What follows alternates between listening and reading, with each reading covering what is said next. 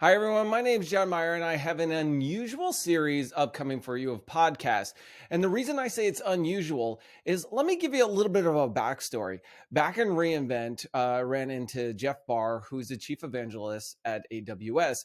And when we were talking, he put in a brand new studio at his house. And I was like, Jeff, how about we get together and do a recording or a podcast there at your studio? And he's like, yeah, let's do it in I don't know, February or March. I was like, yeah, sure, let's go ahead and do it. I was talking with Quinn, and he self-invited him to the party. Self-invited himself? Anyway, he's attending the party. And then Stephen Barr, his son's like, man, I want in on this. So what we did is we decided to have an event at Jeff's house, a little pizza party. And yes, Jeff has this outdoor awesome brick oven for the pizza. It's very delicious. Sorry, none of those videos will make it into this series, but we are recording in Jeff's new studio. And what happened was we showed up into Seattle. We get to Jeff's house, and he immediately starts talking. We jump into conversation, and this podcast was kicking off, and I didn't even have the camera set up. So most of this video is literally we are jump started deep into the conversation, and I'm already trying to quickly get it set up, verify that things are working, and I want to capture everything as possible. Now you're asking, John, what are you guys talking about? We are talking about anything and everything. And an example, in this one, we're talking about our unified or Wi-Fi systems. We're looking at Jeff's network. Yes, you don't want to share this on the screen. Don't share any screenshots of his network or IP address range. All right. Quinn's master bath dance party at his house. I'm sure that could get very interesting. We talked about anything and everything, including Jeff's power shades, which he didn't know they were powered by battery. And 7 years later, the battery died, which is actually one of the things that was pretty cool. You'll notice that I got up a bunch of times in the beginning of this as I kept checking on the cameras. I was afraid the recording wouldn't work. I mean, this was good stuff. We're probably going to have about 7 videos in this series, about 15 minutes each. And I will recap and do a intro on what we're talking about in the beginning. And then I'll recap at the end. And then we're going to talk about what the next video is going to include. Some of the things that we talked about is try to avoid complexity, but we had kids. There was 1 year for each of Jeff's kids that they had a quote unquote trouble year. Find out when Steven's trouble year actually happened. And you really can't imagine the stuff that comes out of Quinn's mouth because it's, I'll tell you what, you'll see. I was like, I laugh in each and every time. One of us announces a grandchild on the way. Find out who. All right, I think it's time we jump into our very first video of this unique podcast series at Jeff Barr's house in his office, brand new office studio. It is an awesome setup, and we talk about some cool things. Let's get started.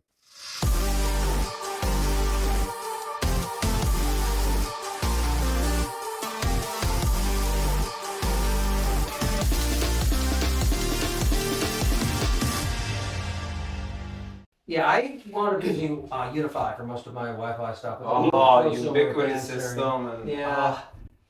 They got weird, and then they keep discontinuing products, and I don't know. I have an outside one by my pool. So what I did is when I had my pool dug and the electric for it, I had them run an underground cable for knowing I would have network at some point down by my pool. I was like, hey, will you run this down there? And a year later, I hooked it up. I was like, I'm good. And that's all my stuff is on PoE. My house is all done through ubiquitous system. I've got the switch, everything. I love it. They hit that sweet spot right between I'm going to spend $60 on my home Wi-Fi router, and then the well, here's $20,000. Let me know when that runs out. I'll buy another check. And it's all pro, and you have to get the installer person to come. Yeah, and pay for a service contract through some enterprise thing. What's this for? It's for my house, and they look at you like you're a lunatic. Yeah. Yeah, our TV upstairs, the remote control is only programmable by the actual the person who sold it to us. I can't reprogram it. They've got to come with an actual device that is the only, and there's not even any bootleg stuff. I thought I saw a soldering iron for you. Oh, there's one behind you. Oh, there we go. Yeah. ISOTIP, it's the way of the future. No, it's there is still that protected stuff. And sooner or later, I don't even know where to find the guy who set it up. And so it's not perfect, but it's now 7 years old. And all the stuff you got to manage. You're a licensed reseller of just that one device. So you get the code to pre-program.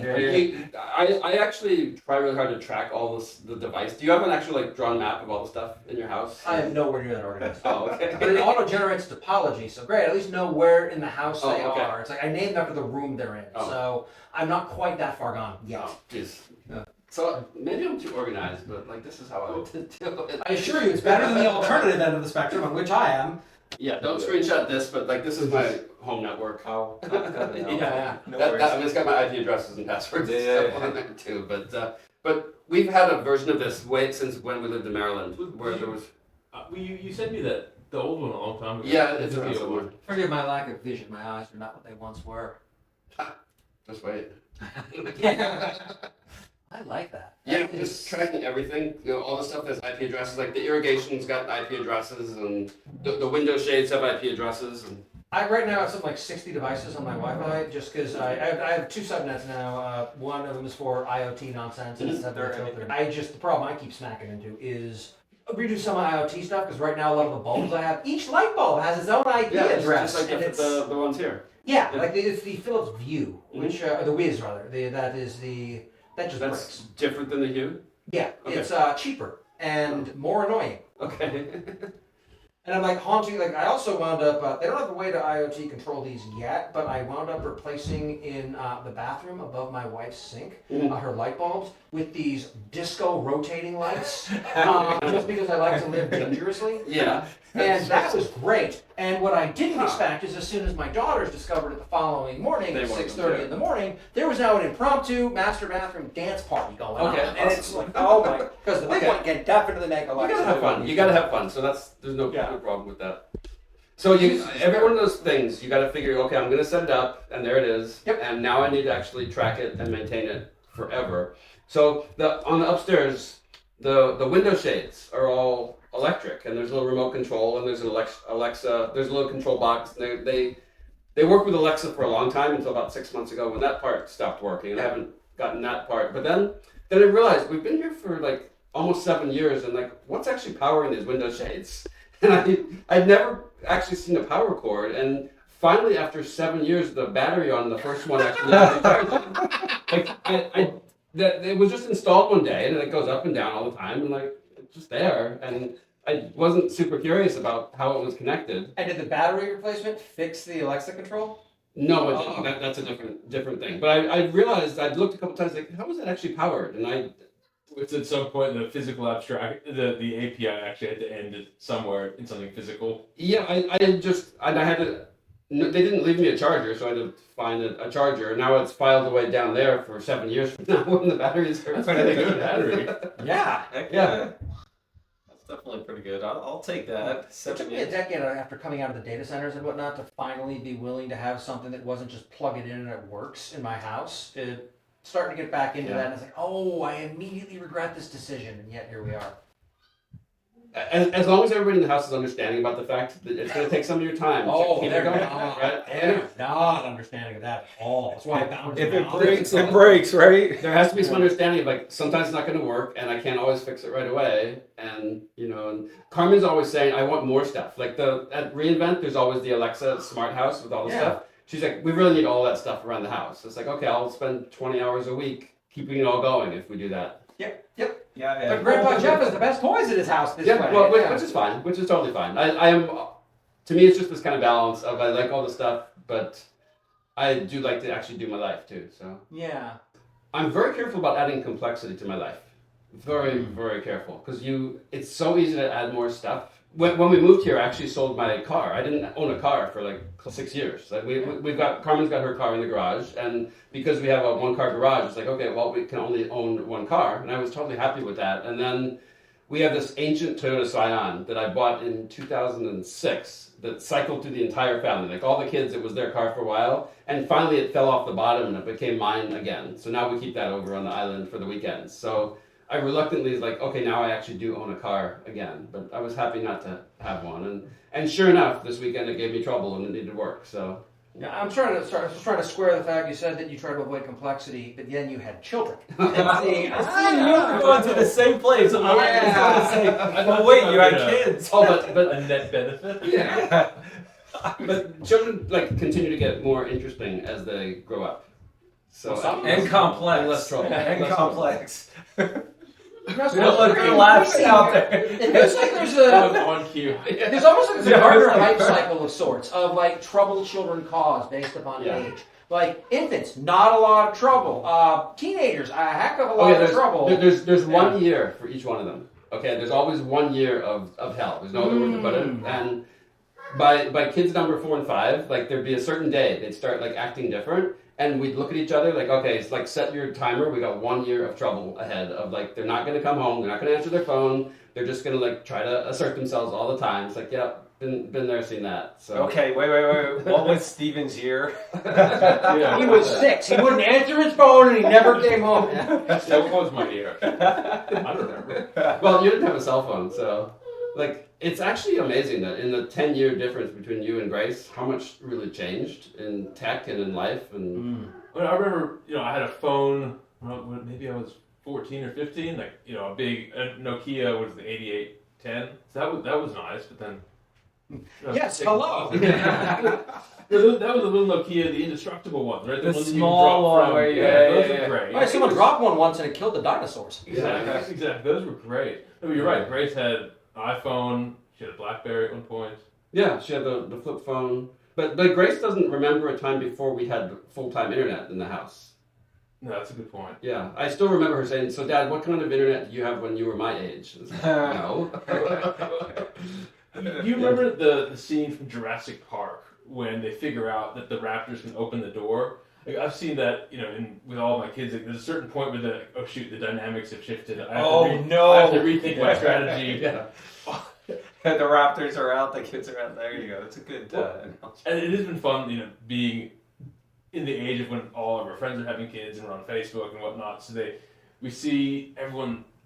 They have a kid who's 3 or 4 months old. We got this. We're great parents. Yeah, we we're got all- this we're figured experts. out. We know exactly what we're doing. I don't know what all of you are complaining about. It's like, oh, is this going to be great to watch? And then they drop off around, 18 months, and they resurface again, and the kid's like 3, and they've aged about 6 years. Yeah. The kid, I missed you and your smug overconfidence. How's spitting it? yeah, this all makes sense now. Yep, and it's always you have your first one and you're an expert, and then the second, you have your second one, and they're totally different, right? I just Yeah. read that They're where you totally thought, different. where did I read that? I don't know if you somebody said that where it's like your first kid, you're learning and you got everything down, you got all the activities, you know how to handle it. Your second kid comes in and they totally threw out everything you've learned because it doesn't matter. It's completely different. Sometimes you'd never guess that all of ours grew up in the same house. Like, they're all very unique personalities. Yeah. And it's like, how did this actually happen? And like, just kind of live with themselves, I guess. And where all your kids are grown up out of the house, you're having grandkids. Mine are halfway. I have my first kids out of the house. My daughter is pregnant. awesome. So she's 3 months pregnant and very young. And 22 for me is very young for her, but Congratulations on becoming grandpa. I look forward to getting real into wild trains soon. grandpa. Yeah, let's just hold that off until September. My youngest is 10, my daughter's 12, and she just got her first boyfriend. So there's so much going on in my house, and 12 going on 16 or 21, however you want to read it. Sometimes you're like the spectator to all this drama. Yeah. It's a lot. It's interesting. My son, he's still innocent, very sweet, and everything, and so we'll see. Yeah, and then your kids are. Still young. Yeah. And so 2 and 5. Yeah. 10, 9, 4, and 3. Actually, with the older two, we watched a video on, the oldest one asked me what a floppy disk was. That's We watched an old video. And you explain it to them, and it's like, oh, is that like when you crank the car to get it started? It's like going back in time. Do you have one of those, or we need to go to the kid museum? They are all in my storage boxes. I have every generation of media that we've owned in my storage boxes, but Well, I asked Darko to bring one. There's one. So there's one in the build on studio. We were just there, and he was pulling out. There's a floppy disk. There's a couple of it. Yeah, no lie. I have pictures.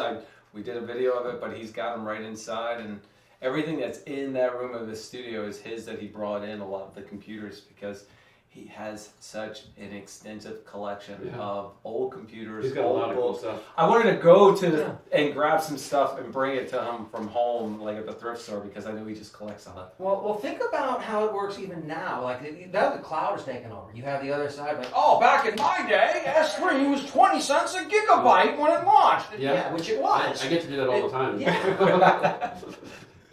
All right, everybody, what did you think of that very first video? Yes, I know it's totally unscripted, multiple camera angles. It was a little difficult trying to get set up. Audio is actually pretty good throughout the entire thing. We had 3 cameras in the room, and the way we kind of got things moved around, this is content from each of the 3 cameras.